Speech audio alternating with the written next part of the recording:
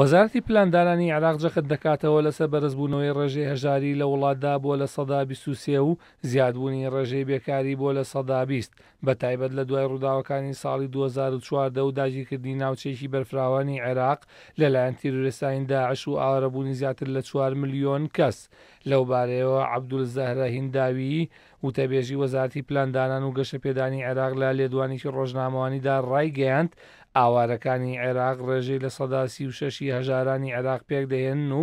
داگیرکردنی ناوچەیەکی بەرفراوان لەلایەن داعش و ئاوارەبوونی زیاتر لە 4 ملیۆن کەس بۆتە هۆی بەرزبوونەوەی ڕێژەی هەژاری بۆ لە سەدا 23 و وەزارەتی پلاندانان بەنیازە لە ساڵانی 2017 بۆ 2021 استراتیژێکی نوێ پەیڕەو بکات بۆ کەمکردنەوەی هەژاری لە ڕێگای پێگەێنانی چەند سندوقێکی نوێی وەبەرهێنان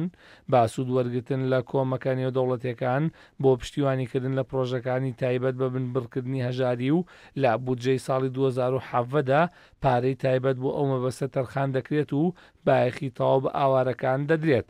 وتەبێژی وەزارەتی پلاندانان ئاماژەی بەوەش کرد ڕێژەی هەژاری لە پارێزگاکانی ئەنبار و سەلاحەدین و نینەوە لە ئاستێکی بەرزدایە و ڕێژەی لە سەدا 41 کۆی هەژارانی عێراق پێک دەهێنن و ڕێژەی هەژاری لە پارێزگاکانی باشوور و دیالە بۆ لە سەدا 31 زیادی کردووە و لە بەغداد گەیشتووەتە لە سەدا 14 و لە هەرێمی کوردستانیش ڕێژەی لە سەدا 13 تۆمار کراوە. هەروەها ئەوەشی ئاشکرا کرد کە ڕێژەی بێکاری گەیشتووەتە لە سەدا 20 و لە هەوڵی ئەوەدا دەبن کە لە ڕێگای کەتی تایبەت ئەو گرفتە چارەسەر بکەن و ناتوانن پەنا بۆ کەتی گشتی ببەن بۆ چارەسەرکردنی گرفتی بێکاری، چونکە حکوومەت لە بنەڕەتدا بەدەست زیادەی فەرمانبەرانەوە دەناڵێنێت و خاوەنی زیاتر لە 4 ملیۆن فەرمانبەر و کارمەندی دەوڵەتە.